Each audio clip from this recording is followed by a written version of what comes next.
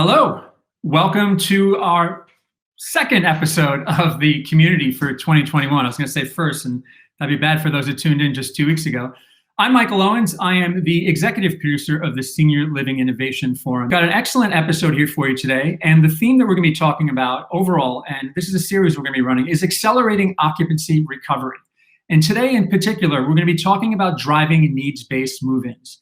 So as we all know, the senior housing industry has experiencing, record lows on occupancy. In addition to that, public perception in the industry is also at lows. So there's a lot of challenges, coming out of the pandemic here.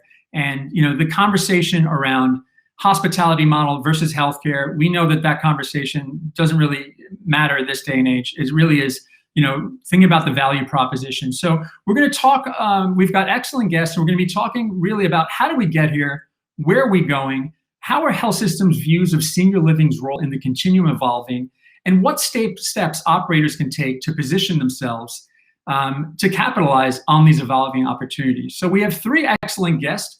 We have agent provocateur, Bob Kramer, founder and fellow at Nexus Insights, and co-founder and strategic advisor of NIC, or NIC. I don't know. I have to ask Bob that question because I know a lot of us in the industry say NIC, and Bob says NIC. Maybe that we can save that for the end.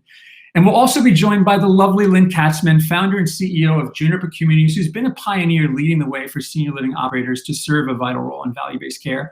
And last but not least, we have Ben Zaniello, who's Chief Medical Officer of Collective Medical, who will shed some light on the motivations of health systems and payers, as well as provide insight into where we may be headed with the new administration and value-based care. And also, we have a different moderator. I don't get to moderate today. I got a grasp on this topic, but I'll be honest, not a great grasp. So I'm fortunate enough to have Travis Palmquist, VP and General Manager of Senior for Point Click Care, joining Travis. Thanks for stepping in. And how you doing today, man? I'm doing great. Obviously, it's a lot of stuff going on in the market, a lot of change, and with that comes great opportunity. And I think we've got a very established group of experts today that's going to talk about that opportunity. So awesome. Well, I'm going to leave you. Yeah, with that. Yeah, so I'm going to mention, again to the audience, send your questions in. I'll come back at the end. We're going to interview each one of our guests individually, and then we'll come back in for a group conversation. So, but send your questions all along, and I'll come back in at the end to send you guys off. Thank you. Good luck, Travis. Thanks, Michael.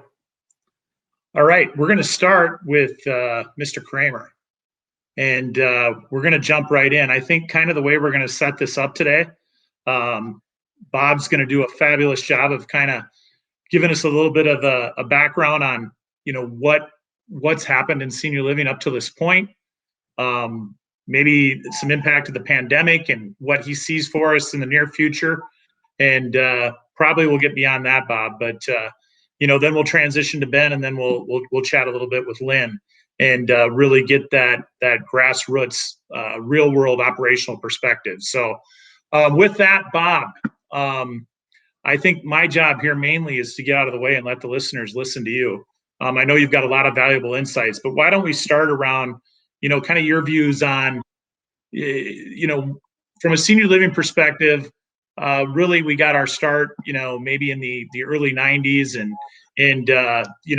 we've evolved along the way. And I know you've got some perspective on that and kind of what the next decade is going to look like and how it's been impacted by current events. Can you elaborate a little bit on that for us?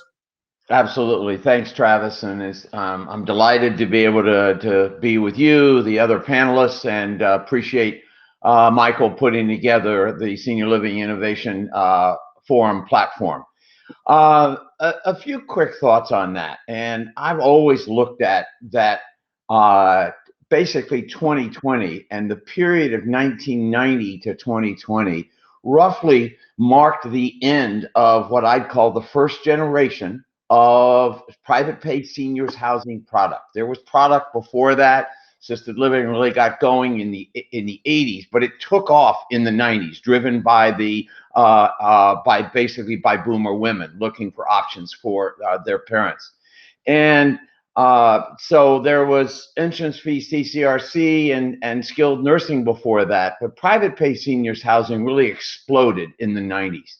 But 2020 really marked the end of what I view as that first generation product. And I had envisioned the decade of 2020 to 2030 as basically a transition period where we transition customers from the greatest generation, our original customer, to the boomer generation, our next customer down the line. And also, I believe that there'd be a very different product. And thirdly, there'd be a new leadership group as folks moved off the stage who had developed, pioneered, been the entrepreneurs for the original product. And we had a new leadership group coming in. So that was kind of, and then the next generation product serving the boomers would be 2030 to 2060 as a generational product. So that had been the original idea, and then COVID happened. And what was the impact of COVID? Well, I've often referred in many of my talks to a quote by Bill Gates, and I think we have that quote in a slide if we can pull it up. So here we have Gates's point. He says we always overestimate that the change that will happen in the next 2 years, and underestimate the change that will happen in the next 10. And I had thought about that for the decade of the 2020s, that this would be a period of change. We wouldn't see things happen really quickly in senior living, but indeed they would happen. Then came COVID, and COVID was like an exclamation mark saying, just in glaring neon sign, this is the end of this first generation product. And as my friend Joe Coughlin likes to say, COVID propelled us into our future faster. And so as we think about recovery and what recovery will look like, that recovery is very much influenced by what happened with COVID and how COVID has propelled us into our future faster, and what therefore as providers we must do if we're going to recover and if we're going to move forward. So let me just maybe tick off a few key areas, and maybe we can pick up if you want any of those if we have time before we move on to Lynn, who's actually already implementing as an operator many of the things I'm going to talk about here. The first area I would say is digital transformation. Basically, COVID has dragged us, so the industry, I mean, sort of kicking and screaming into the 21st century world of digital. We've been very slow adopters in that area, as has healthcare generally. But all of a sudden, there was no option. And so we got dragged into it really in three areas. First of all, for creating peace of mind. And that means for communication with family members and between our residents and their family members. Also communication with staff and between staff and residents. And so that was the first area. The second area with digital transformation was care delivery. All of a sudden, the idea of sending folks off, the old concept of healthcare, was just blown out of the water because it wasn't feasible and there was great fear. And so we discovered things like remote patient monitoring and telehealth, all that required use of digital. And thirdly, for connection, we had to no longer rely on using our community all-purpose room for activities. Instead, activities had to come in to our residents' rooms, and we had to be able to engage them virtually. And that meant we had to rethink our engagement platform. So digital transformation. Secondly, and I've already alluded to this, is on-site healthcare delivery. And specifically then in terms of previously, healthcare delivery had been very much, for many senior living communities, healthcare was, when asked, it's point to the van and say, we have a van, and by the way, it has a lift. And during the night, we have a great relationship with the local paramedics. And that just won't cut it anymore. And though that might have been a transition of the next 5 to 10 years, now I would argue, if 3 years from now, you're still thinking about healthcare that way and you're assisted living memory care provider, you will be history. You may get an initial bump in occupancy when you reopen, but you're not going to have long-term success. And I point to this quote that if we could bring up about healthcare, I made this prediction in 2017, where I said in the future, healthcare will go to where seniors, especially for frail seniors, where they live, rather than forcing those seniors to go to the hospital or doctor's office to receive their healthcare. Boomers will demand it, technology will enable it, and payers, especially managed care, will pay for it. And in the terms of this pandemic, the government also, because they believe it will produce meaningful healthcare dollar savings. That was a prediction in 17, and I was thinking in the Bill Gates time frame, okay, the next decade. Then COVID happened, that exclamation mark. So on-site healthcare delivery with partners doesn't mean you've got to do it yourself. But if you're relying on healthcare being something others do outside your building for your residents, you are no longer going to be relevant. Third area is trust. If we're going to rebuild trust, transparency is going to be key. Many providers, I would say previously, and also investors, have used transparency as an optional thing to do when they felt like it. I don't think that's the case anymore. Rather than it being the question, should we be transparent? Now the question, the operative question is, why shouldn't we be transparent about this particular thing? And there better be a compelling reason. Why? Because we've lost trust with the greater public and with many prospective residents and their families. And to build that trust back, transparency is going to be key in areas related to COVID and infection control and prevention, but in broader areas. Basically, transparency is the foundation upon which you build trust and credibility. And I think that's going to have a profound impact on our sector over the next 24 to 36 months.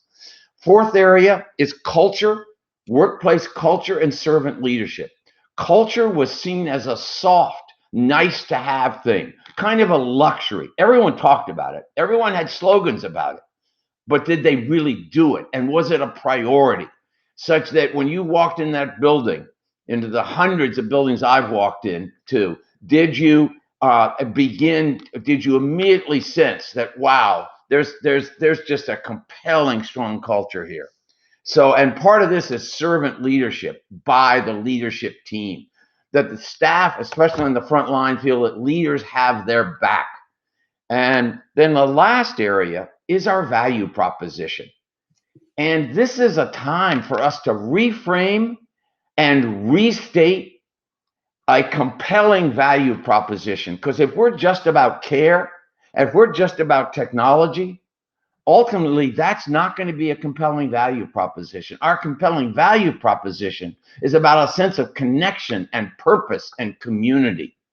And we need to not only articulate that, we need to deliver on that. And so that means breaking down the walls that to a certain extent have made our communities, and the greatest generation was fine with this. The boomers, not at all. These walls made our community in a form of apartheid, segregated from the rest of the community and society. That can't be anymore. And digital, again, will be key to creating that sense of connection and belonging and purpose. So those are areas. This is a huge opportunity.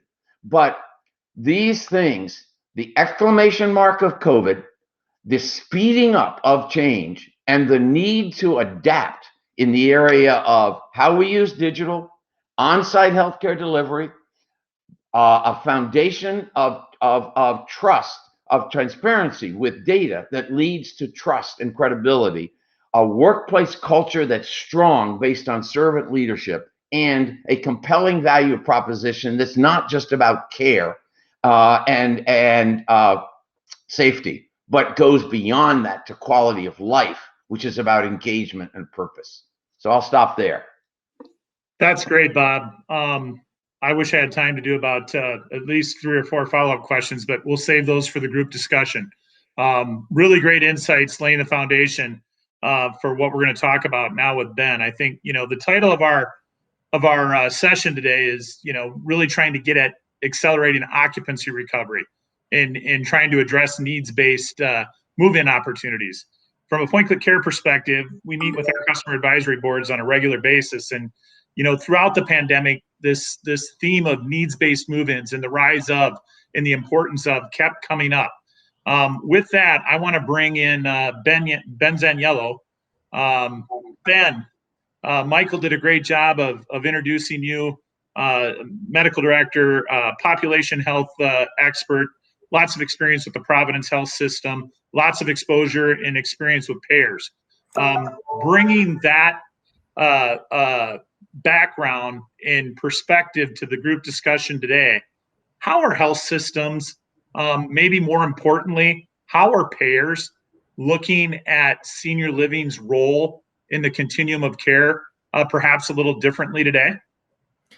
Oh, wow. I mean, I have to say that I had so many things to say before I heard Bob talk, and then I heard the things he said, and I got even more excited about it. I love that Bob used that Bill Gates quote, which I think is particularly apropos because, one, it was traditionally so powerful, but in the setting of COVID, you wonder a little bit if it's wrong, in the sense that the change in the last 2 years, in the last year, has been so fundamental.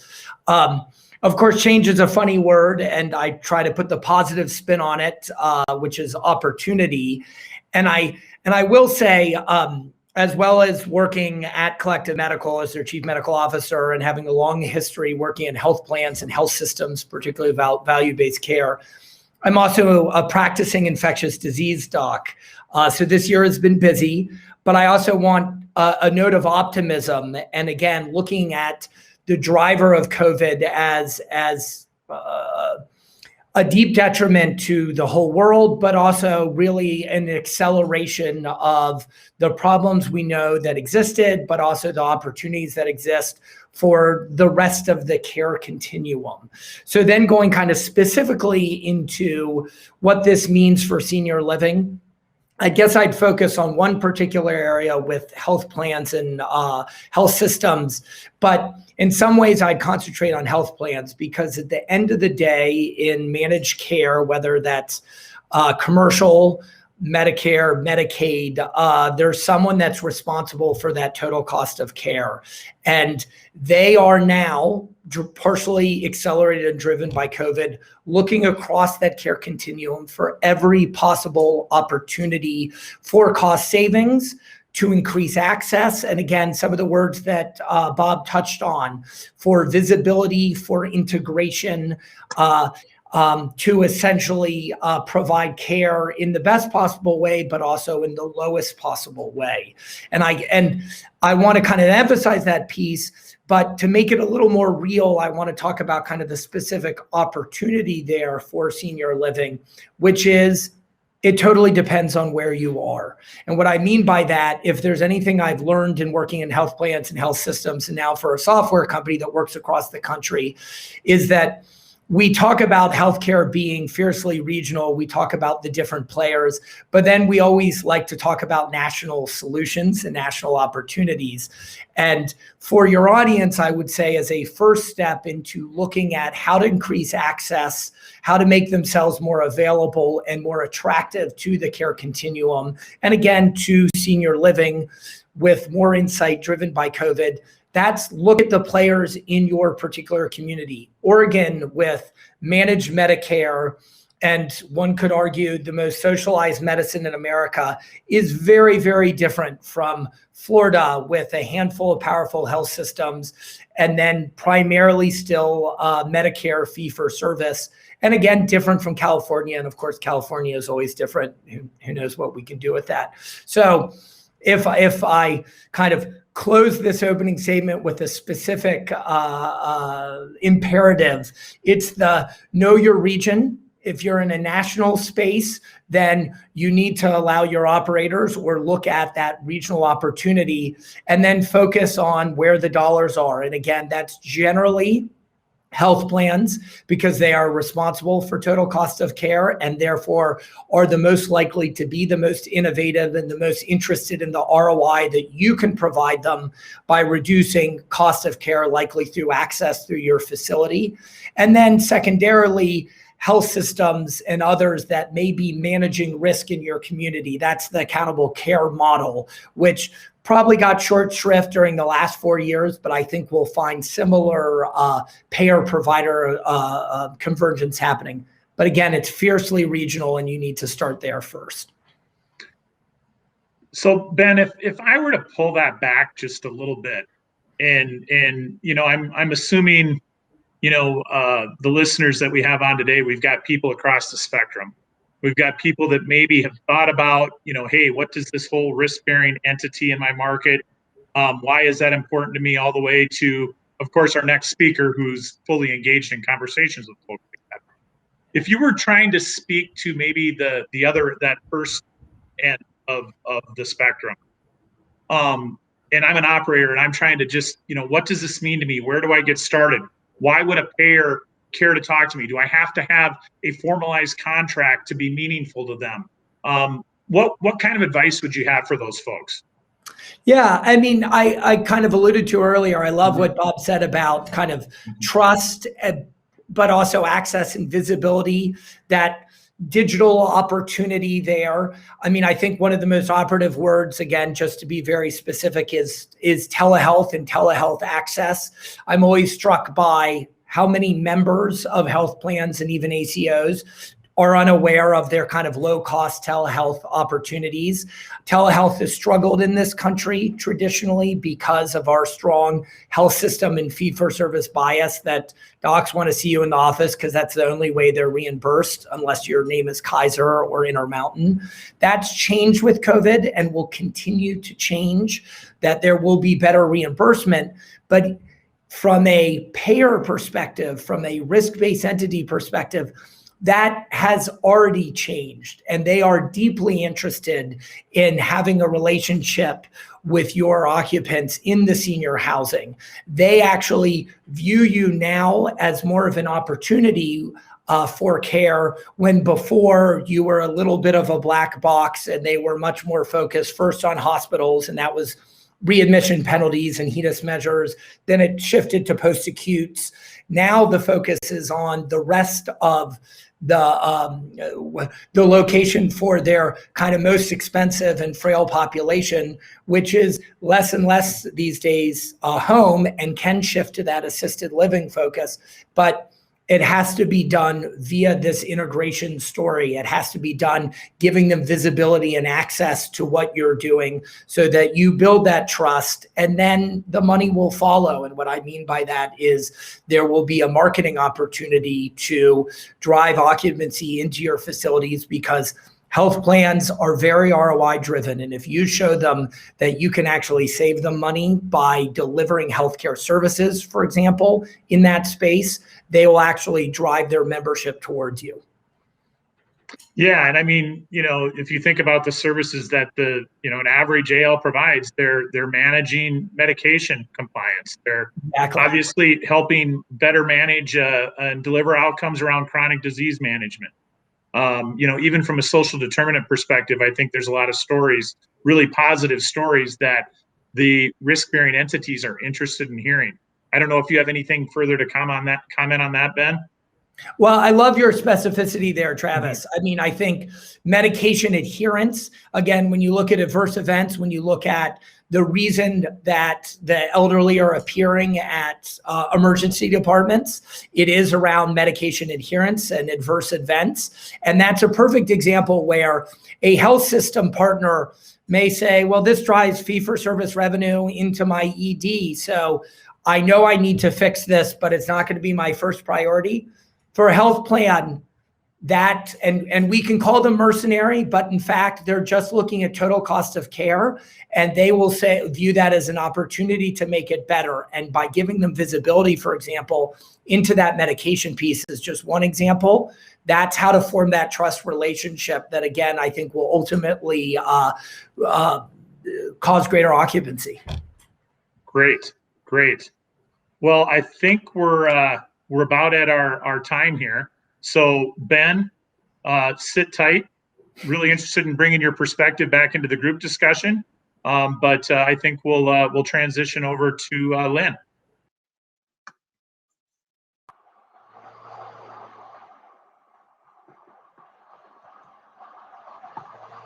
Well, there you are. Hi, Lynn. How you doing? Wow, we got a lot of great information from Bob and Ben, and now comes kind of the fun part here. We get to talk to somebody that's actually living it, doing it, and been doing it for a while. So, clearly, Lynn, you're a trailblazer in this area, and you're setting a trail, so to speak, that others can follow.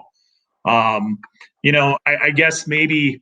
I'm sure there's a lot of different directions you'd like to take this. Maybe I'll just leave it open for you to kind of react to what you heard, and we can go from there.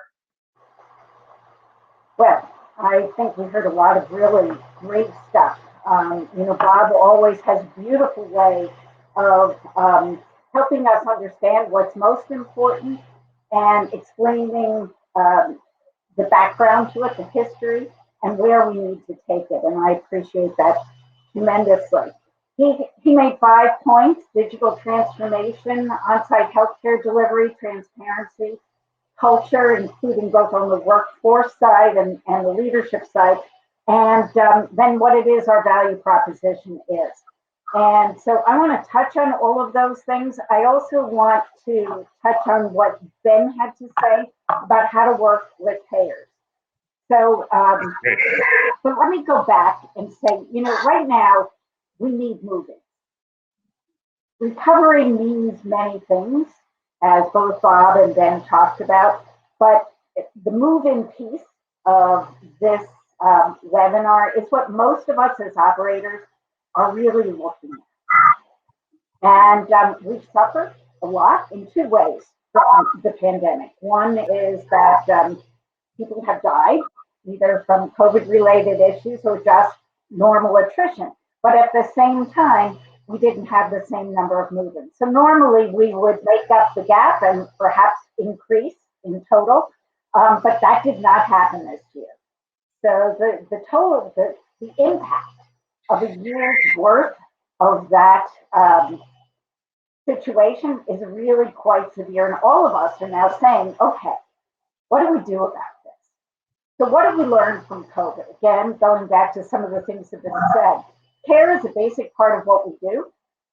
And whether our audience is the consumer or the adult child or a health plan, both of whom we need to rely on for our revenues, for our subsistence, for our ability to go on, care has become a major feature. So for the consumer, they want to get the right care from the right people in their home. And that's what we need to do, and we can do. And whether you've done what Juniper's done with Connect for Life, or you are not as far down that path as we might be, there are things you can talk to both about to the consumer and the referrer about that. On the provider side, I think Ben said it beautifully. People want to know what you can do, what you provide, who you provide it to, and what the result of your efforts is likely to be for the consumer, the end user, as well as for the payer. So I think both are really important. So how do you do that? Well, most of you know my story and Juniper's story. We went to an electronic operating platform. We've been partnering with Travis and his colleagues for many, many years. That's done a number of things for us that have pushed us down this 5-part path that Bob so well described. We have been able to understand information about our residents for a long time, and we've been able to communicate that to a variety of different audiences. So having the data, being able to communicate it is very important. It has enabled us to better deliver care. We've used telehealth in the last year. But frankly, it's the data that is the new currency. It's not just the tools that produce the data, but the data itself that enable you to communicate the important information, both to the end user, the consumer, the resident, and the family, or to the payer, health system, or health plan. So I think data has been important. We've been doing that for a long time. If you don't have that kind of system, I strongly recommend that you moved quickly to implement that. And there are numerous ways of doing that. We all have heard how expensive it is, and wondering where that cash is going to come from. And in the era of COVID, we all know cash is difficult to come by. But frankly, if you want to move into the future, if you want to recover, you must have data. And so there are numerous ways to find resources that will enable you to get that. And I'm going to let Travis later talk a little bit more about that. So data is critical. The other thing that you need is people. You need the right people. So with Juniper, our model, our care and service model is one based on integration. It's fueled by data that certain people use. And it's been very useful for us. Let me just say a couple of things. If you don't have a system right now, what you need to do for the payers that Ben is talking about is you need to explain who you care for. Most health systems don't completely understand what assisted living provides, who we care for. They don't really get who we care for in IL. You know that the average person in IL is 83 years old, has 2 or more chronic conditions, and has functional impairments. You wouldn't have thought that. You would have thought they were younger. IL, about 87. Even more chronic conditions. Memory care, you get that story. And obviously, skilled is very different. We are the people who use the resources. And so even if you don't have a system, you know the demographics of your population, and you need to educate people. And then you need to tell them that what you have always done is chronic care management. Now, with a digital system, I can underline data, I can show the results of our efforts, I can explain the trends and how we get there. But even if you don't have that, what have you always done? You've always been mandated to assess your residents. You've always been mandated to do care plans. And you've always been mandated to monitor those people. And because you do all of those things, you're much more likely to be able to understand when someone's going to need additional medical care and intervene. Now, if you have the data, it's that much stronger a case. And frankly, in the future, you will need to prove the value of your services with data. So you can start now without the data, but having that is extremely important. I can talk a lot more about transparency and on-site healthcare delivery. We've been doing that through primary care. I would say primary care is the most important of those on-site services. And when we say primary care, we're not talking about, Bob used the example, getting in the van and going to your primary care provider. But there's been something else that's been going on over the years. And that's the attending doc coming in whenever they want to and seeing residents as patients in your building. And they come when they want, and then they move around. They don't enter data into your system. That's not what we're talking about. What we're talking about is someone who has regular hours that both the team as well as your residents and their families can rely on. Someone who is there for them at a time when they can trust and believe they will serve them. So that's very important. Transparency, one of the things I think that's important about transparency is not only data, but is the frequency that you communicate. And I can tell you a lot of stories, Travis, I don't know that we have time now, about the various modes of communication that we use during COVID. But I will tell you from the comments we get from family, communicating often, being clear, being willing to give some of the bad news, not only the good news, has built trust and has actually, I think, strengthened the relationships we've had with our families and our residents. Culture, let me just say one more thing, and then I promise I will be quiet. My biggest learning in the last little while about building census, and this is fundamentally about building census, is my role as a leader. So my role as a leader changed during COVID. I have a great team, and they make a lot of the decisions for everything that we do at Juniper. And, I've been able to go to conferences and talk and learn new things, and it's been great. COVID hit, and it was very clear that we had to come together. And there were some very difficult decisions that we had to make. And someone had to be responsible for those decisions. And that ultimately fell to me. I had to play a different role as a leader. Post-COVID, my role remains to steer. Can you go back to the slide? Okay. So here's what I've learned. My job is to inspire people. My job is to explain that senior living, that we are nimble, that we're resilient, that we can change, and that we do deliver during a pandemic, and that we've done all of that well. And my job is to steer the boat, to make the big decisions, and to set the stage. A leader's role is not to row. If you get caught up in the staffing pattern for the overnight shift, people lose sight of where we are.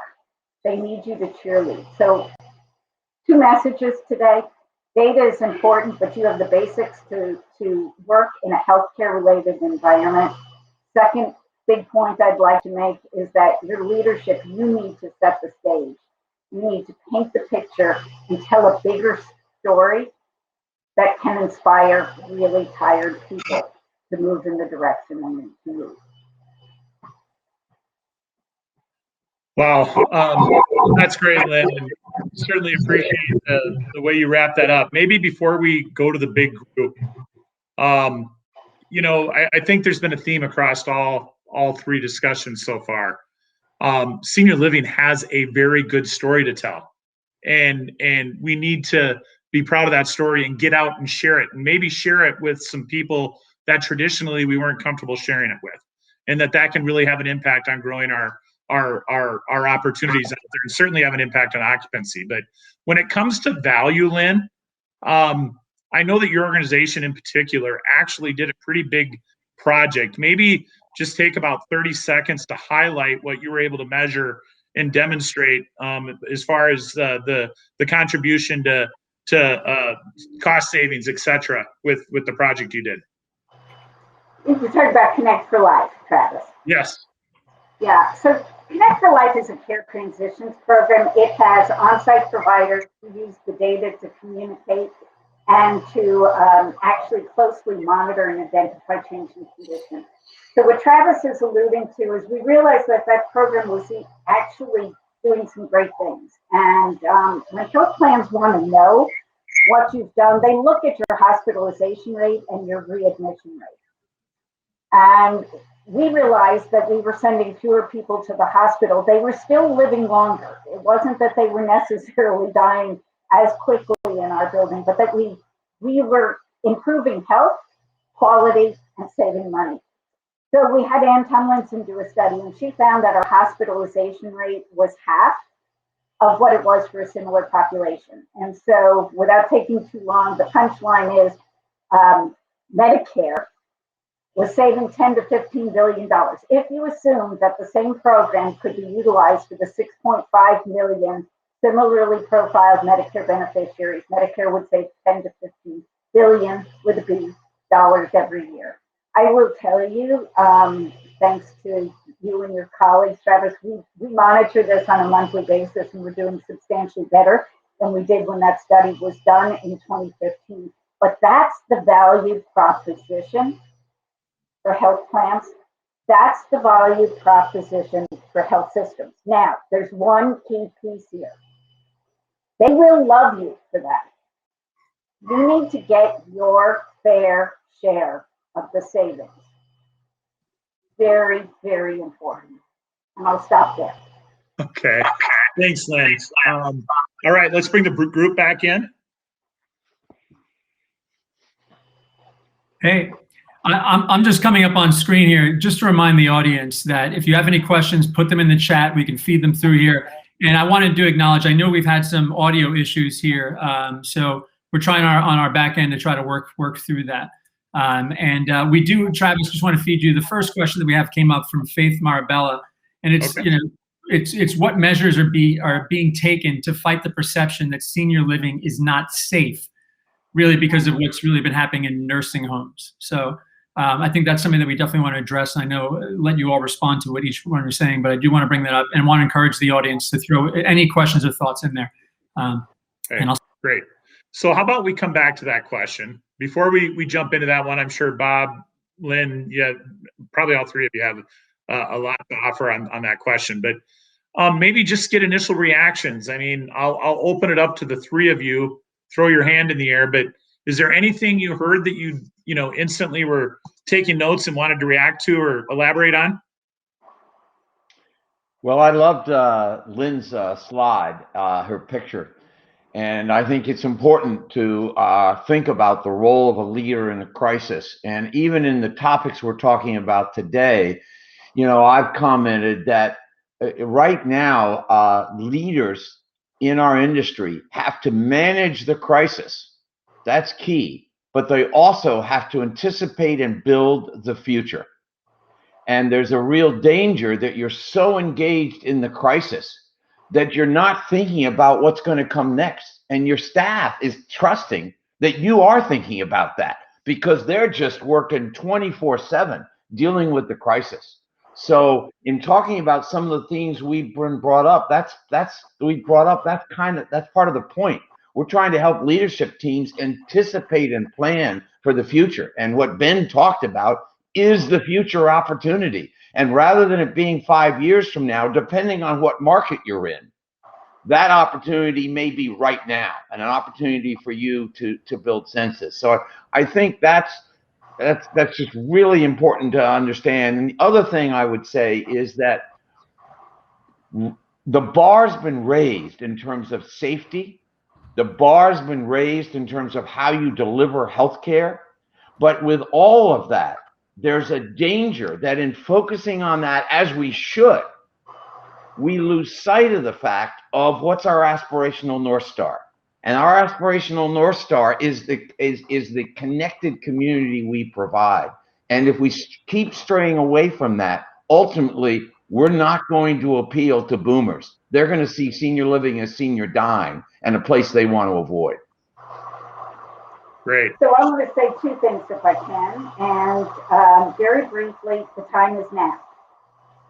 And for all the leaders that are listening, particularly those in operating companies, the time is now to think about the future. Think about Bob's five points and think about what you're doing and what you need to do in the next year or 2 years to do that. And I would also like to say one other thing, which is when you talk about a value proposition, purpose and connectedness is our North Star. But how you bring that into your community is what needs to change. Mm-hmm. And integration is the key word. Integration counts for healthcare and it counts for engagement. So I've been told to keep my answers short, so I'll stop there. Thanks, Lynn. All right, so Ben, I know you've got some thoughts perhaps on the safety question. Do you want to elaborate on that one? Yeah, it kind of ties what Bob and Lynn just said about being proactive versus reactive in the sense that I think there is a defensive posture one could say about saying my assisted living, my facility is not like these other facilities, and look at our rates of infections and have very kind of specific data that supports that. And I think that's helpful. That's still very reactive to the current crisis. And I would go to this proactive stance, this marketing stance, and this dialogue with the type of people that Lynn talked about, where you can say, not only do I have the data to show that I am better or can be better than these others in this crisis, but importantly, this is data that I am going to continue to share with you. I am going to be open and visible and provide you access to my facility going forward through digital means or otherwise. And I think that sort of proactivity around the safety space is going to be really important because in some senses, and again, this is my optimism bleeding through, the COVID crisis, we have peaked. And we are now looking towards, again, this reactive stance about what it was like an awful 6 months ago? Or do you want to look for 6 months from now when there's an opportunity to increase your occupancy? And I think by sharing data, by being open and proactive, then you actually get ahead of that safety question. Great. Well, I know we've got limited time. I'm gonna just jump right into these questions because we're getting some good ones from our viewers. Maybe I'll direct this one. I won't, I'll let you guys throw the hands in the air on this because I know all three of you can answer it. But is the future of IL more negatively impacted in short and long term than AL and memory care, particularly with the concerns about congregate living? Any opinions? Lynn, go ahead. So I'm not going to give you an opinion. I'm going to talk about a study that just came out that Palmquist and Asha did. And the data, they did a fairly robust study, and they did it twice. And what they found is that prospective folks are more interested in IL, frankly, than AL and memory care. That the negative perception is less in IL than it is in memory care and AL. And why that is, not entirely clear. I think they believe that those people are younger, but they still have access to the services. As I said, get the right care or service from the right people in your home, and they believe they can do that there. So that's what the data is showing at this point in time. Yeah, I would say for short term, I would agree with that. I think short term, the greater impacts on AL and memory care, partly because I think folks in IL as a prospect or the prospect's family feel they're going to have more freedom than they're going to have in AL and memory care. But I'm not sure that will be the case long term. I would argue that the IL model long term has become as care driven almost as the AL model. And both of those models are going to have to change for the future. So short term, totally agree with Lynn and with the results of that Asha study. Great. Here's a good question. This might be directed at you, Ben, so be ready here. Can the health plan integration drive lifestyle move-ins as well as needs-based? For instance, with on-site care positioned more as a wellness type of offering / maximizing quality of life? I'm going to give maybe a quizzical answer to that. Kind of. Health plans, I think, generally have learned in the last, let's say, 10 years to be a little less wellness centric. In other words, they view wellness almost from an ROI perspective and outcome perspective more as a marketing tool than a healthcare delivery tool. So I think it's really a combination of those two things, recognizing that they will want to see the ROI, but once coupled with the marketing plan about how this ROI is delivered in a marketing message to these seniors, that this is a win for everyone associated, that they get the lifestyle that they want, coupled with greater access to healthcare. Again, greater access to healthcare being such an operative word coming out of COVID, I think there will be enthusiasm. Yeah, and I draw a distinction between thinking about this as a tool as you market to health plans versus as you market to prospective residents and their families. Because I think, as I've commented earlier, and Lynn talked about this, her profile of the IL resident today. The IL resident today is the AL resident of 5 to 10 years ago. And I'll tell you this, most health plans don't have a clue the number of chronic conditions and the functional limitations of IL residents.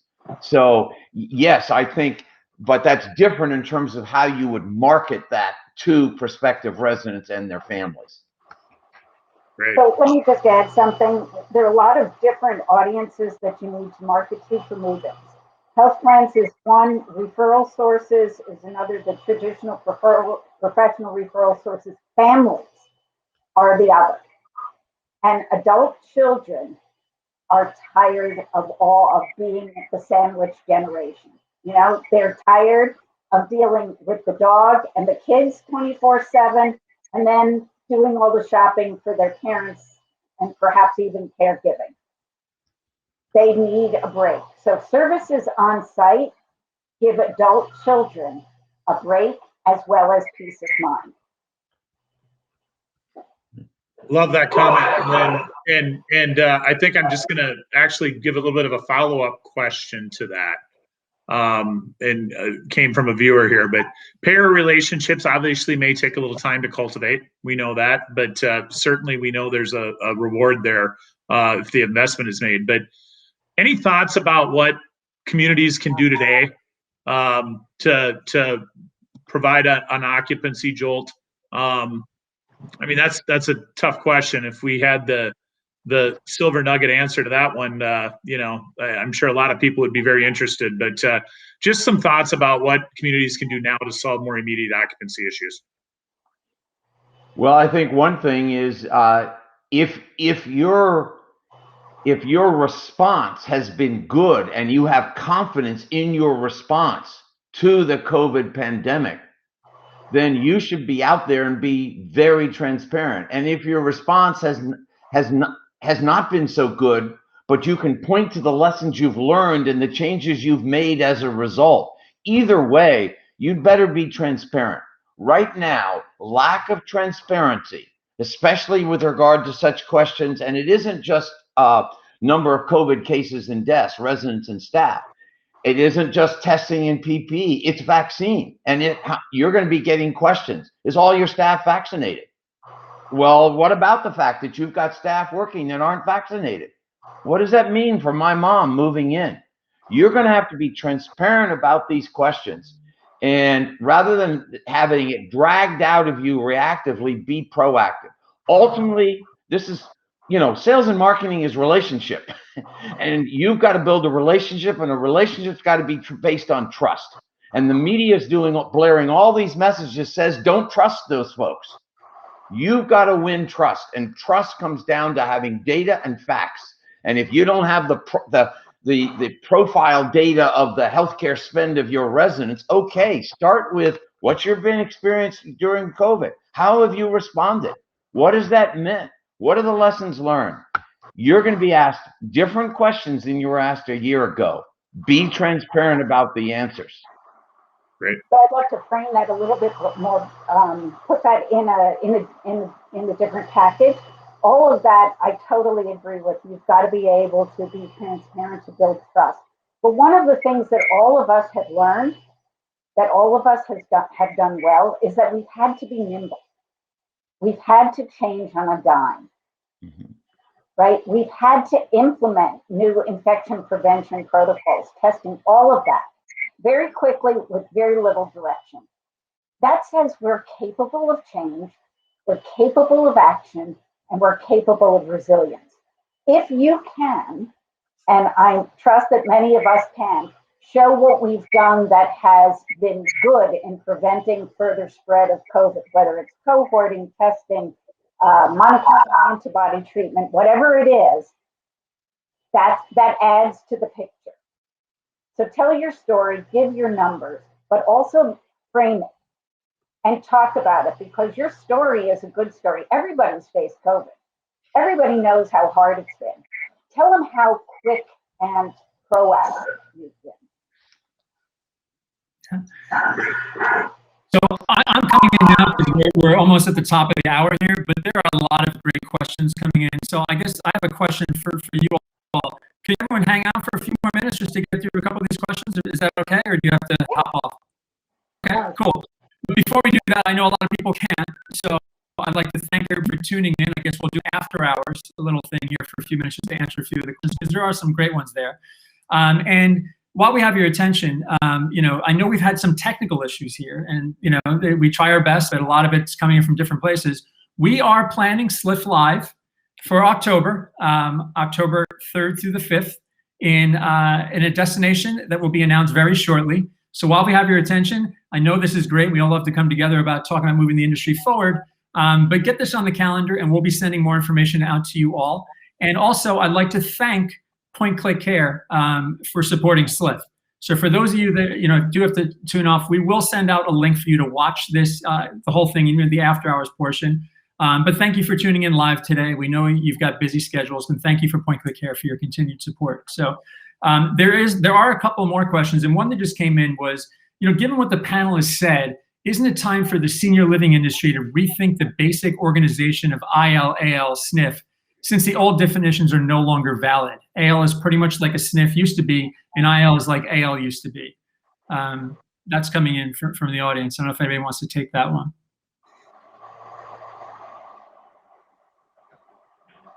Uh-oh. Well, just repeat the question real quickly, if you would, Michael. Sorry, I was a little fast there. So not seeing it. Is it time for the senior living industry to rethink the basic organization of IL, AL, SNF, since the old definitions are no longer valid? That assisted living is pretty much like a SNF used to be, and independent living is like AL used to be. So, can I start this one, Bob? Or would you like Go for it. Okay. I think the question isn't what we call it. The question is what the consumer wants and how we are going to deliver it. People want to stay at home, and they want to be in the place they are comfortable with. They want to be in a place that they can socialize and do the things they want to do, and they want to get the help they need when they need it. And that's going to be true of every level of care that you mentioned. So I think we need to look at the industry differently. Instead of senior housing and care, it's senior living. How do people live, and what do they need to live their best life? Now I know Bob will have a lot of better things to say. So. No, I mean, I like that.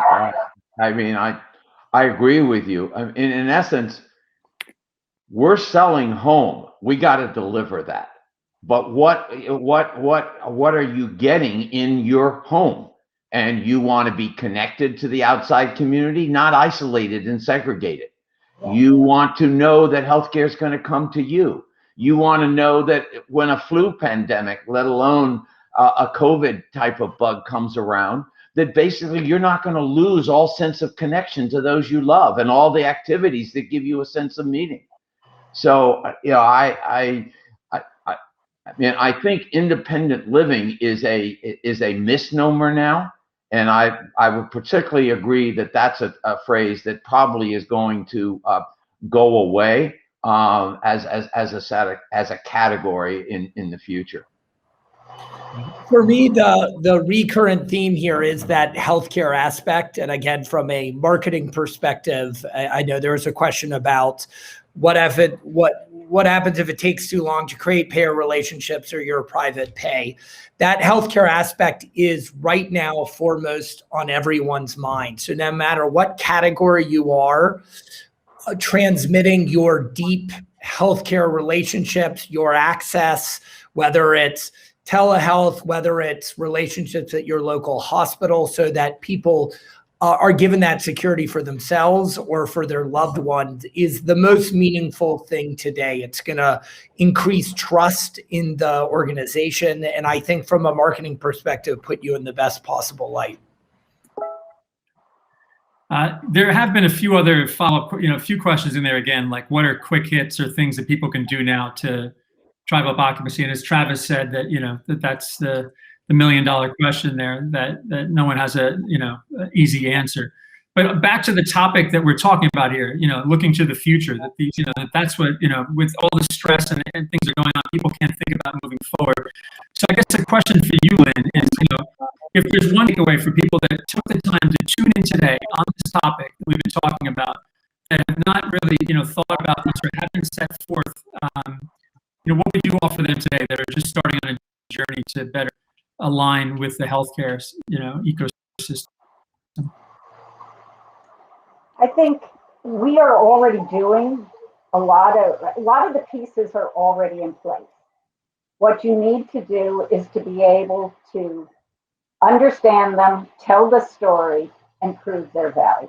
And that you do with data. And that you do with a message which is transmitted by everyone in the community and is clear and relatively concise about the value of what we do. So if you come and live with us, You're going to get the care you need. You're going to get the food you want. You're going to get the medication that you need when you need it. And you're going to be able to interact with people, hopefully, who have similar desires and like to do the same things, whether it's a book group, woodworking, wine tasting, you name it. There's lots of options. And we've been doing that. We need to do it a little bit better. And we need to do it to tell the story a little differently.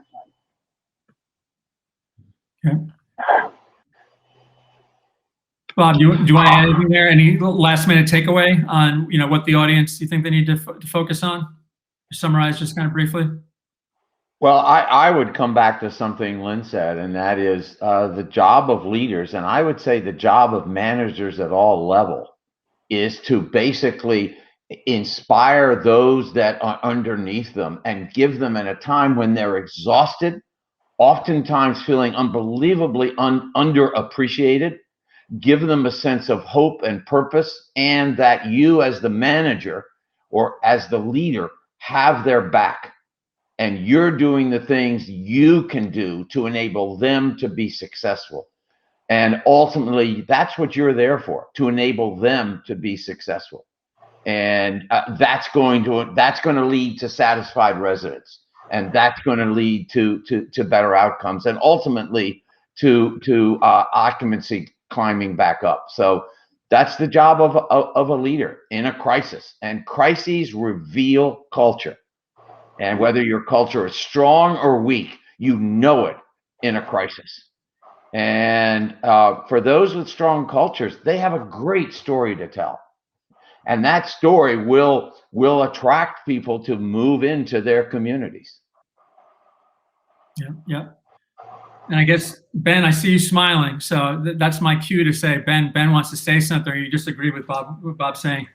No, I totally agree. I mean, this is again switching from the mindset of kind of defensiveness and reactivity and justifying spend and kind of traditional ways of doing things, and recognizing that we're going to move to a new normal here, and you can establish yourself as a critical player in that new normal by providing services that before you maybe didn't think of because they weren't necessary. But again, don't be defensive, be proactive here, provide the services, and I think you'll grow your business as a result. And Travis, I'm going to turn it on you now. So what are your thoughts, from a technology provider in the industry? What's your vision? Where would you like to see the industry in 5-10 years from now? I mean, really, I have nothing to say it's not already been said. I think that there's a huge opportunity for senior living to secure its rightful place in the continuum. I think senior living has a lot to offer from a value perspective. It doesn't matter if it's primarily a private pay.